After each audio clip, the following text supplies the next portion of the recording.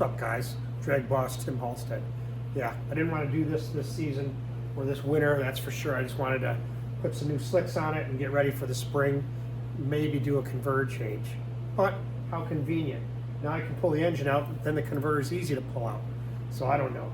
Doesn't matter. Bottom line is, I've got some issues with the oil leaking. I want that fixed. It's a lot easier to pull everything out of the car and with the crack in the cylinder head. Hopefully that's not a big deal. It needs to come out. I'm not going to try to pull the head out in the car. So, let's see what we can get done. At least like to get the hood off it today.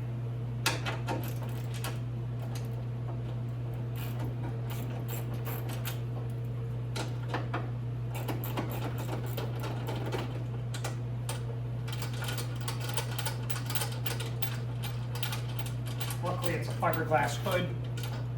I forgot what it weighs. I think it weighs, the stock hood weighs 53 pounds. I think this thing weighs like 25 or 30. I weighed it at one time. You know what?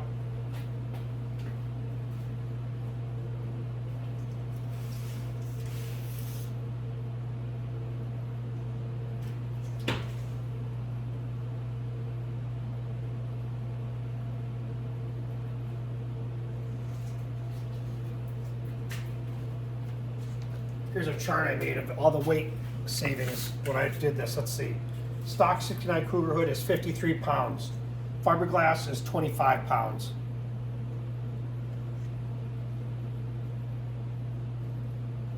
So that's 28 pounds you save by putting a fiberglass hood on. I don't know about the scoop if that's added in.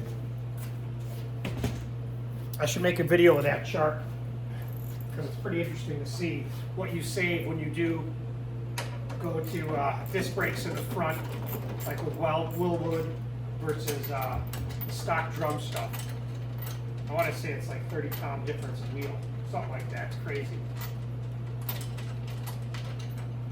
Once I get the hood off, then I'll probably get it up on jack stands or ramps. So I don't have any help tonight, but the bottom line is the way this hood is, that prop rod will balance it, and then you can take all the bolts out. Then it's a matter of lifting it up and putting it up on top of the roof. But it's balanced. That's a balance trick.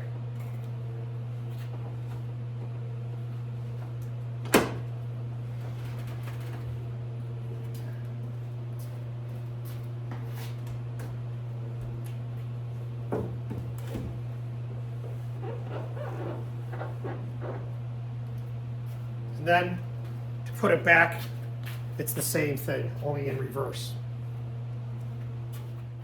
That Star vacuum pump, which I had the vanes replaced in it last year, I think it was, over last winter, but I'm probably going to send it back there, have them pull it apart and clean it, because it's probably full of that nasty thick oil emulsion.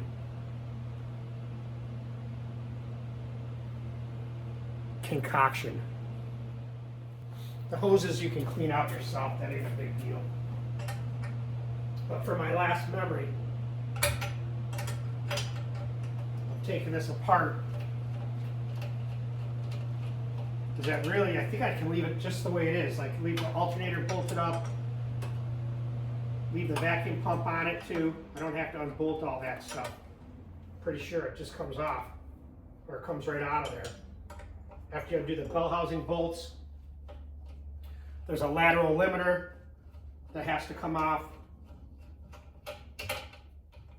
Headers.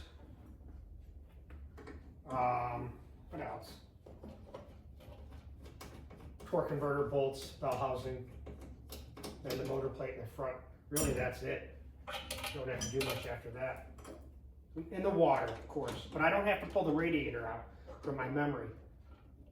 It came right out. I can say about this vacuum pump. It's easy to get to. All the bolts come out. Oh yeah, you can see this emulsion concoction in the separator tank. But You know, I noticed, one of the things I noticed, I don't know if I said anything about it,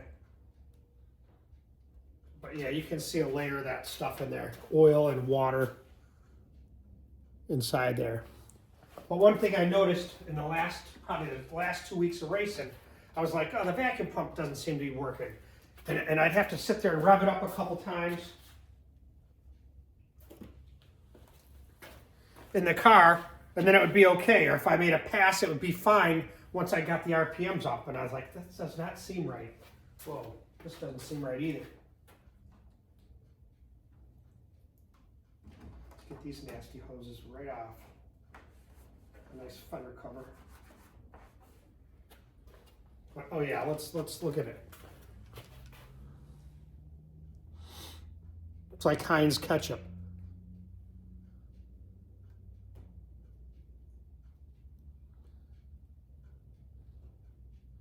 Anticipation. Anticipation is making me wait. Wow.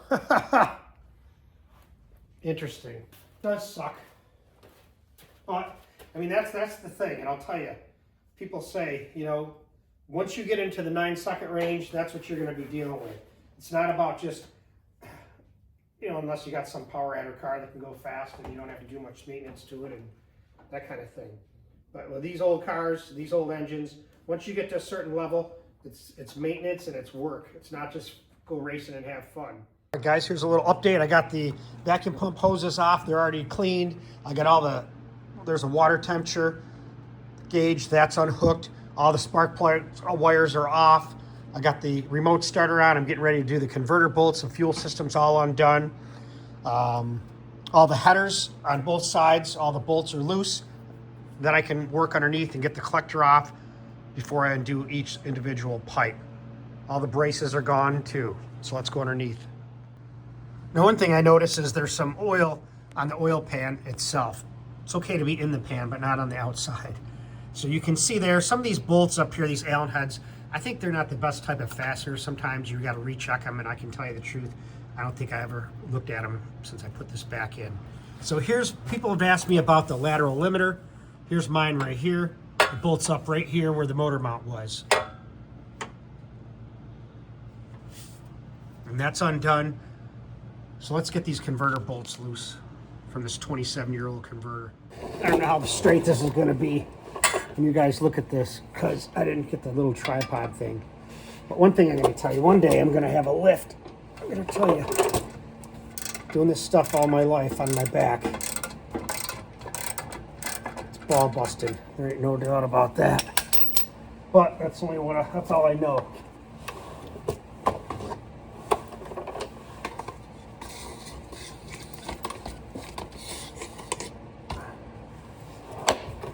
When that's all you know, you just do it. I guess it's good for you to do that kind of work. It's great on your neck and your back and keeps you nice and healthy. Of course, I'm being facetious. But yeah, I wonder what it's like to have a lift to work on stuff. Probably isn't bad to do this kind of stuff. I don't know.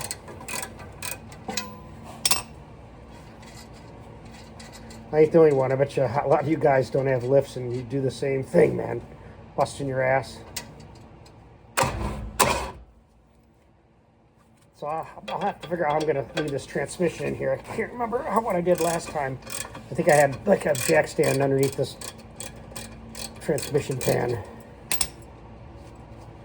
Also got to put new slicks in this thing too, so I'm going to have to put the rear on jack stands.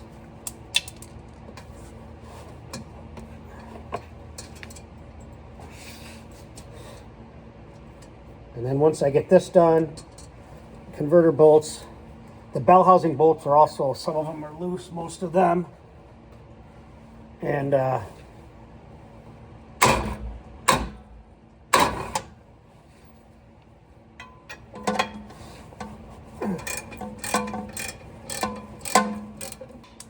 I think I'm gonna put a the oil temperature gauge. That's what this, there's another bung on this pan, and I'm going to put that in this time around. So we're good there.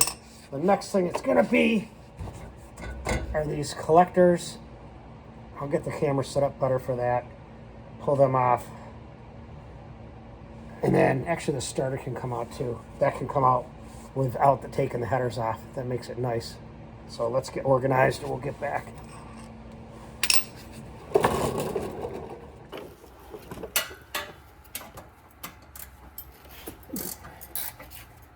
So I already did the bolt up top on the starter. This is the bottom one. And I can't remember what I did with it. I think I set it over here in the control arm. That's one thing if someone asks me about, I'll have to show you, is how my, with the front rack on it, how the spindles look and how it is. So,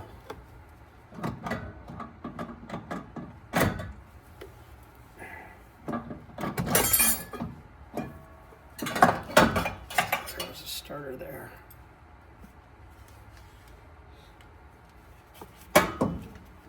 And that fits like right up on the control arm, and that's where it sits.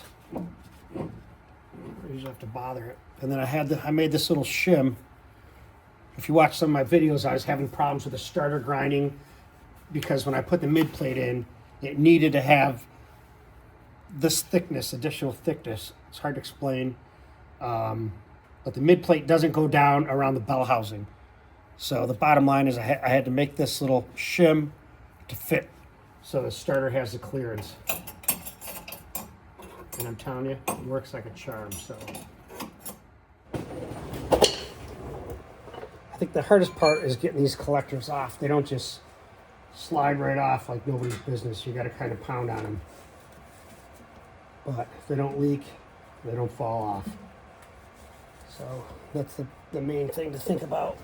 What I try to do is pound right here on this bung, and then I can usually get them loose.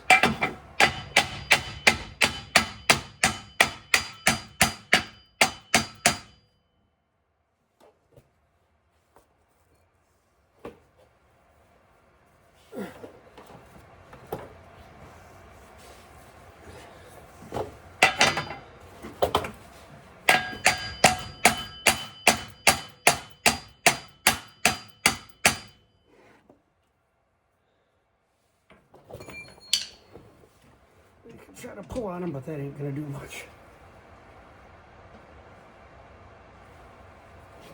It's basically what you gotta do.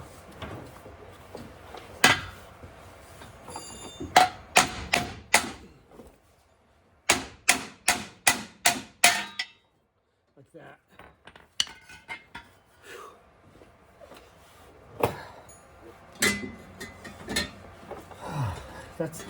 That's the hardest part, I'm telling you. It's taking the headers off, and I can imagine standing up doing it, how much easier it would be. So I'm pulling the headers off now. I'll tell you, whoever figured these things out, not just my car, because my buddy did these, but it's amazing how they go up in there and fit. These are stainless, like I said. These are 2-inch stepped to 2 1/8. So they all have to come out a certain way. They all have to come out numerically. In this case, they go 1, 2, 3, 4, and they go up the opposite way. They even have bolts that I have to take off a certain way for them to come out. So, I don't know, it's just crazy how well they fit. JP, if you're watching this video, great work.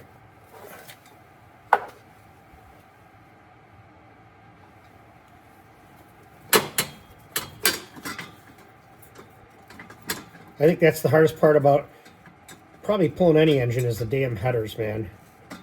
Some of them are really hard to work on, especially like an FE or something in one of these kind of cars with no shock towers cut back. I can't even imagine that.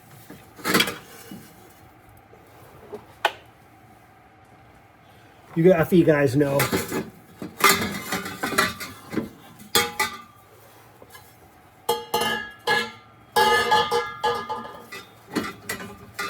Usually I do the bottom bolts first,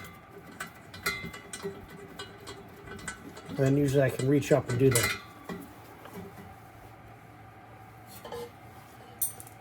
top one. But by taking the front one down or off first, that allows you to get to the ones in the back. So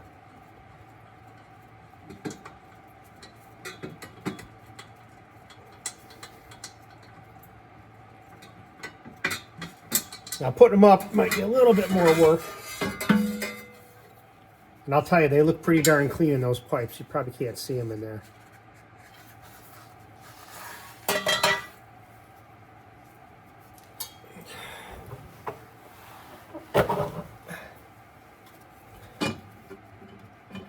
So I just got this side to do, which is almost done, then the other side, and then it's a matter of bell housing bolts.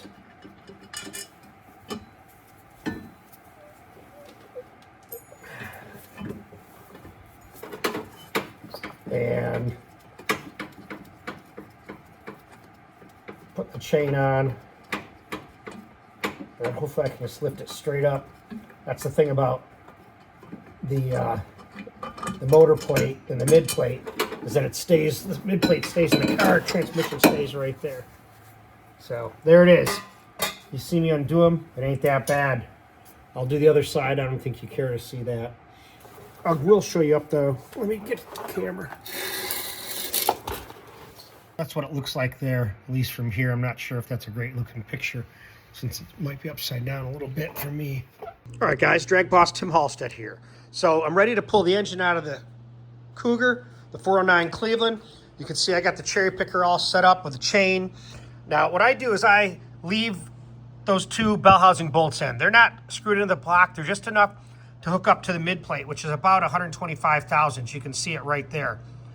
So that way it won't go crashing down because the transmission is staying in the car.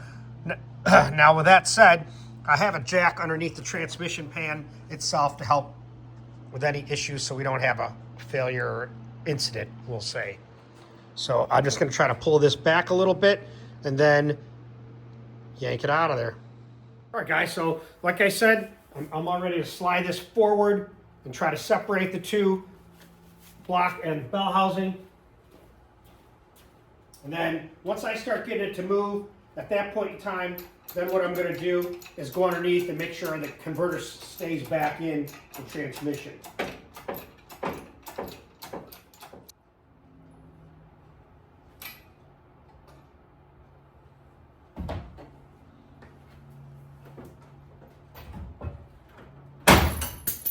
Kind of like that.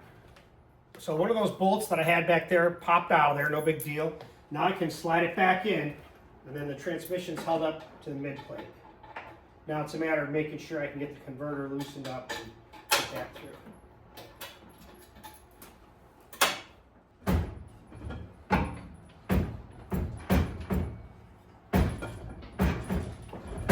Alright, so that looks like it's free. So what I did, I'm going to go down and look underneath. But what I did is I put the bell housing bolts through the mid plate and transmission and mid plate, and then I put nuts on the top so they can't come back out. Let me check that converter.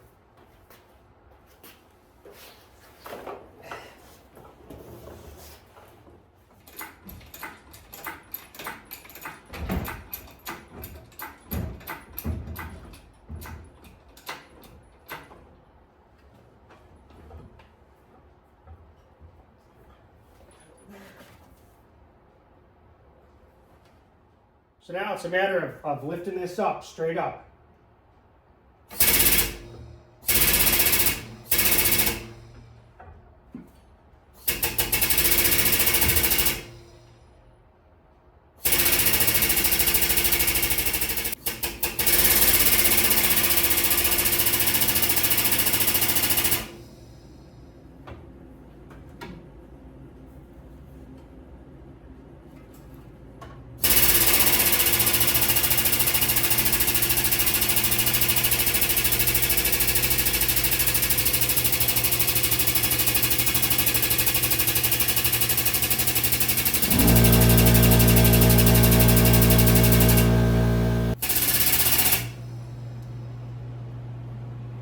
That's basically how you get it up and out of there.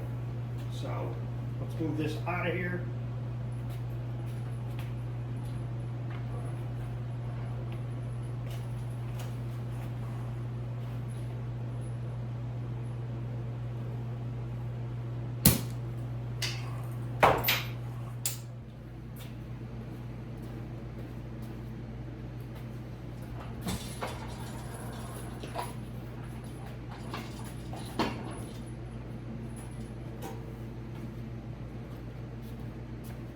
there's how you do it, boys.